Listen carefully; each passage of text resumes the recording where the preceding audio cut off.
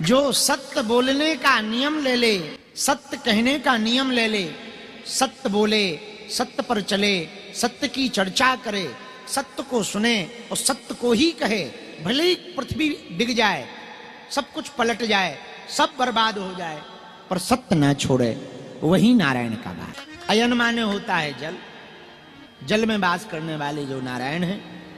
बोले कहाँ? बोले जल में वास करने वाले, क्षीर सागर में वास करने वाले नारायण प्रभु तो हैं, लेकिन वो कहाँ वास करते? बोले जहां सत्य है वही नारायण रहते। कई लोग पूछते भगवान का पता बताओ। भगवान का कोई ऐसा पता थोड़ी है कि चलो भाई फलानी जगह चले जाओ, ये लोकेशन, वहीं भगवान मिलेंगे। भगवान कहाँ? बोले जहां सत्य है वहीं भगवान है। धर्म कहाँ? धर्म ना दूसर सत्य समाना। जहां सत्य है वहीं धर्म है, जहां भगवान सत्य है वहीं नारायण है, जहां सत्यता है वहीं परमात्मा का वास है, और जहां असत्यता है वहीं से परमात्मा का जाना हो जाए। तो सत्य के व्रत को ले लेना सत्यनारायण का व्रत है। सत्य बोलना, सत्य पर चलना। सत्य के भी अनेक प्रकार होते हैं, केवल बोलना भर नहीं होता है। कई लोग केवल बोलते भर हैं, चलते नहीं। सत्य पर चलना भी होता। कहते हम सत्य बोल रहे भैया। अच्छा सत्य बोल तो रहे, पर सत्य पर चल रहे आप? बोले सत्य पर चलना क्या है? बोले जो कहो उसको कुछ भी हो जाए पूर्ण करो, ये सत्य पर चलना है। उन्हीं सत्यनारायण महाप्रभु का यह ग्रंथ है, स्कंद पुराण के अंतर्गत ये आता है। आज हम कुछ प्रश्न उठा रहे थे, तो पढ़ रहे थे, तो एक बात हमको याद आई, तो वो हम आपको सुना दें। किसी ने कहा कि सत्यनारायण जी की कथा तो है ही नहीं है, उसमें तो ये बताया है कि उसने किया तो ऐसा हुआ, उसने कथा सुनी तो ऐसा हुआ। 5वें अध्याय में वो कथा कौन सी है जो लकड़हारी ने सुनी थी तो उसकी दरिद्रता मिट गई? वो कलावती लीलावती की कथा आती है कि उन्होंने कथा सुनी तो ऐसा हो गया। वो साधु नाम का बानिया आता है, उसके संतान नहीं होती है, वो सत्यनारायण की कथा सुनता है तो हो जाता। तो उसने कौन सी कथा सुनी थी जिससे उसको फल मिला? इस प्रश्न का उत्तर बताओ। तो हमने बहुत खोजा, तब एक बात पाया, उस कथा का नाम ही सत्य। उन्होंने व्रत लिया, हम सत्य बोलेंगे, हम सत्य पर चलेंगे, हम सत्य का धारण करेंगे। उन्होंने यह जब व्रत लिया, उस व्रत के प्रभाव के कारण भगवान को कृपा करनी पड़ी और उनके मनवांछित मनोरथों को भगवान को पूर्ण करना पड़ा। दूसरी बात, सत्यनारायण भगवान के व्रत पर चलने वाले जितने भी जीव हैं, वो 5 प्रकार के फल को जरूर पाते हैं। पहला फल जो पाते हैं वो सुख समृद्धि का पाते हैं। ढूंढ काय को रहे, या तो अंदर आ जाओ या भीतर घुस जाओ। सत्यनारायण भगवान के व्रत को जो करते हैं वो 5 प्रकार का फल पाते हैं। पहला फल सुख समृद्धि, दूसरा फल संतान की प्राप्ति, तीसरा फल विजय की प्राप्ति, चौथा फल ऐश्वर्य की प्राप्ति, और 5वां फल दारिद्र्य की विनाशति, दारिद्र्य का निवारण। 5 प्रकार के फल तो मिलना ही मिलना है जो सत्य पर चलेगा। एक बात और कहें, सुनो ध्यान से, सत्य पर चलोगे तो एक बात तो ये रहेगी कि आप तनाव मुक्त रहो, क्योंकि झूठ बोलने पे याद करना पड़ता है कि हमने अमुक आदमी से क्या झूठ बोला। अब सत्य बोलने वाले को क्या हलवा याद करना, जो है सो है। भाई जो झूठ बोले बताओ कितने लड़का है? हो 2, तुम कहो 3, तो ध्यान करना पड़ता है कि फलाने को 3 बता दिए। अब वो दोबारा पूछे कहीं 2 ना निकल आए, तो ध्यान करना पड़ता कि नहीं? पर सत्य बोलो कि कई भाई कितने लड़का है? 2। सोते हुए भी कोई पूछे अरे कितने हैं, तो पहला फायदा तो यही है सत्य बोलने का। बोले क्या फायदा है? बोले पहला फायदा सत्य बोलने का यही है कि जो सत्य पर चलता, सत्य बोलता है, वो तनाव मुक्त रहता।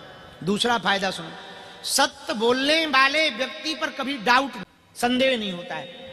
आप सत्य बोलने लगो, सत्य पर चलने लगो, तो कुछ दिनों तक तो दिक्कत जाएगी, फिर सब लोग आप पर भरोसा। आप एक बार सत्य के बीच में झूठ भी बोल दोगे, वो भी सत्य मान लिया जाए। ये दूसरा फायदा है सत्य बोलने वाले व्यक्ति को। तीसरा फायदा सुनो, जो सत्य बोलता है उसको तीसरा फायदा, उसके वाणी से जो भी निकलेगा वो सिद्ध होकर के ही रहेगा, उसे वाक्य सिद्धि प्राप्त हो जाए। ये वाक्य सिद्धि क्या है? यही तो वाक्य सिद्धि है।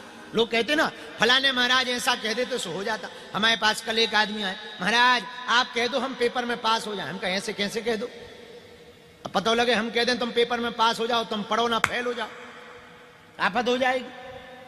तो हमें तब समझ में नहीं आया, लेकिन आज जब सुबह हम पढ़ रहे थे तब हमें बात समझ में आई। उसके दिमाग में ये विचार बैठ गया कि महाराज जी जो बोल देंगे सो हो जाएगा। तो हम विचार करने लगे भाई ऐसा होता है क्या? हमें तो खबर नहीं, ऐसा होता कि नहीं होता भगवान जाने। कि भगवान कर देते होंगे पूरी। पर अब आज हमें समझ में आ गया, जो व्यक्ति यथा सत्य बोलेगा, सत्य पर चलेगा, सत्य कहेगा, सत्य को पूर्ण रूप से बोलेगा महाराज जी, उस व्यक्ति को बिना कोई मंत्र जप किए, बिना किसी गुरु के पास जाए, ये फायदा है। चौथी बात सुनो सत्य बोलने वाले व्यक्ति को। चौथी बात है कि यदि कोई व्यक्ति सत्य बोलेगा, तो यदि उसने कह दिया कि परमात्मा को यहां प्रकट होना है, तो ब्रह्म को प्रकट होना पड़ेगा। धर्म न दूसर सत्य समाना, भगवान का नाम ही सत्य है। और श्रीमद् भागवत में तो भगवान श्री कृष्ण की स्तुति सत्य कह करके कही, सत्यव्रतम सत्य परम त्रिसत्यम सत्यस्य योनिम निहितम च सत्ये सत्यस्य सत्यम मृतनेत्र सत्यम सत्यात्मकम त्वाम शरणम प्रपन्ना। सत्य से ही पूर्ण परब्रह्म परमात्मा भगवान श्री कृष्ण प्रकट होते हैं। देवता 9 बार सत्य सत्य कह करके भगवान की स्तुति करते हैं कि आप ही सत्य हैं, आपसे ही सब कुछ बना है। एक बात कहें, ब्रह्म को पाने का सबसे सरल रास्ता है सत्य का मार्ग। लेकिन अब आज के जमाने में तो बड़ी विचित्रता आ गई है। आज के जमाने में सब कुछ खोजा जा सकता, सत्य आदमी खोजना बड़ा कठिन। क्योंकि आज के जमाने में कुछ लोग कहते हैं वही आदमी सफल है जो झूठ बोलता, जो जितना ज्यादा झूठ बोले उतना ही सफल। पहले के जमाने में लोग सफलता पाने के लिए मेहनत करते थे, आज के जमाने में लोग वायरल होते। तो जितना झूठ बोले उतना ही सत्य है, वो जो जितना झूठ बोले उतना ही महान है, उतना ही सफल है। तो हम आपको निवेदन करना चाह रहे हैं, झूठ बोलकर आप संसार को, जगत को तो आकर्षित कर सकते हो, जगदीश को आकर्षित, परमात्मा को झूठ बोलकर संसारी जीवों को अपना बना। अब हम झूठ बोले हम ऐसे हैं वैसे हैं, हमारी हनुमान जी से बात होती है, ऐसा होता वैसा होता, तो तुम तो कहोगे हाँ महाराज आप मुग्दल लिए रहते हो, शायद होती होगी। तो आप तो पागल बन जाओगे, पर हनुमान जी पागल बन जाएंगे क्या? वो ना बनेंगे। तो झूठ बोलकर हम लोग संसारी जीवों को आकर्षित कर सकते हैं, परमात्मा को नहीं। परमात्मा को यदि अपना बनाना है, परमात्मा को बुलाना है, परमात्मा को आकर्षित करना है, एकमात्र उपाय है सत्यव्रतम। सत्य बोलो। क्या बोलो? जोर से कहो, यही सत्यनारायण। क्या है? यही सत्य। एक कथा हमने आज पढ़ी, जरा बहुत डबलिंग है, जरा इफेक्ट बहुत ज्यादा है, हमको समझ कम आ रही, जरा शार्पनेस करो। सुनो, एक कथा हमने पढ़ी, बड़ी अच्छी हमको लगी। अभिमन्यु की पत्नी उत्तरा, जब अभिमन्यु जी वीर गति को प्राप्त भये,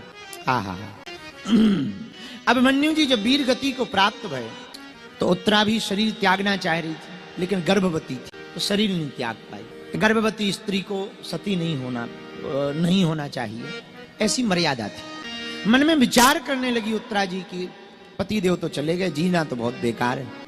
भागवत की कथा सबको पता ही होगी।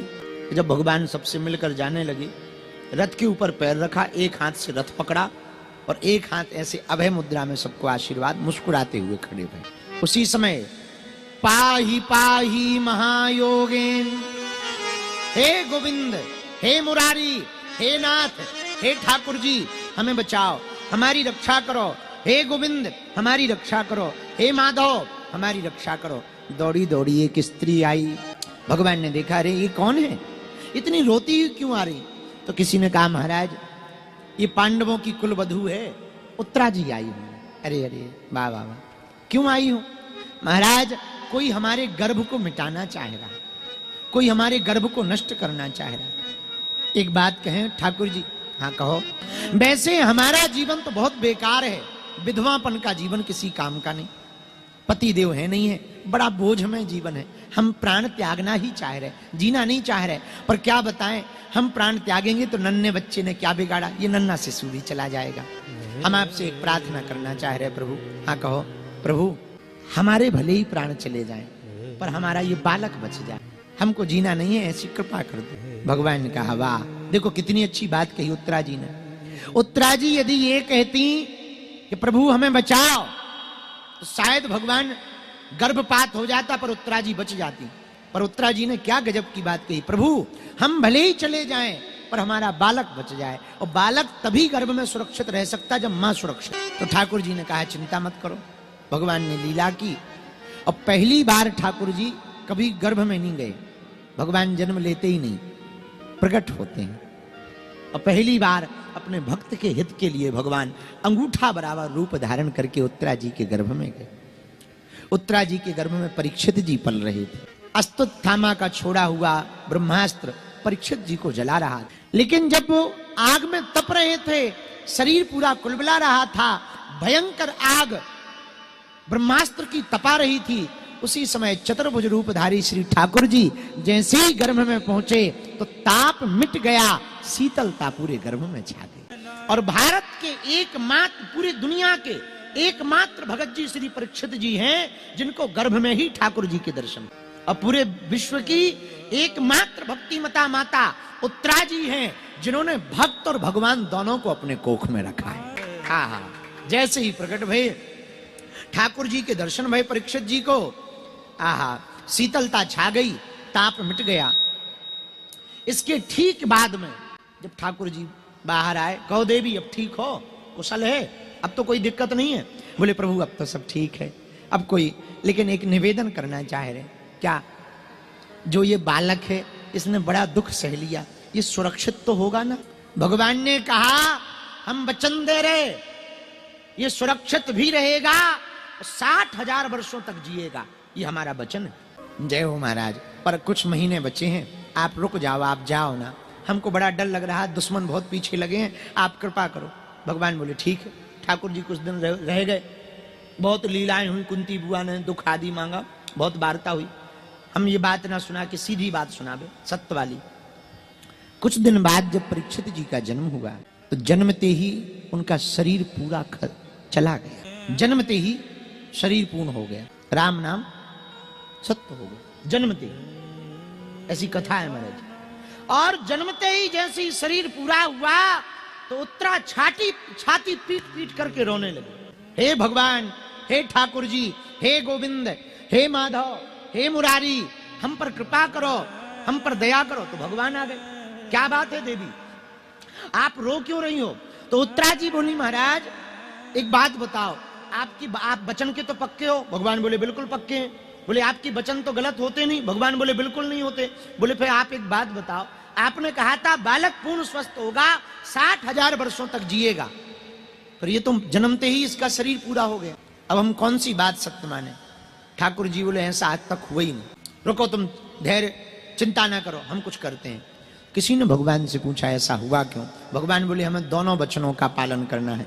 ब्रह्मास्त्र चलाया है तो ब्रह्मास्त्र का ये नियम है कि वो जहां भी जाएगा भेदन करके ही वापस लौटेगा, ये ब्रह्मास्त्र का नियम है। लेकिन अब हमने वचन भी दिया तो वो भी पालन करेंगे। ठाकुर जी उस बालक के कान के पास गए और कान के पास जाकर के बड़े जोर से श्री ठाकुर कृष्णचंद्र भगवान ने कहा, आज तक यदि हमने केवल सत्य बोला हो तो यह बालक जीवित हो जाए।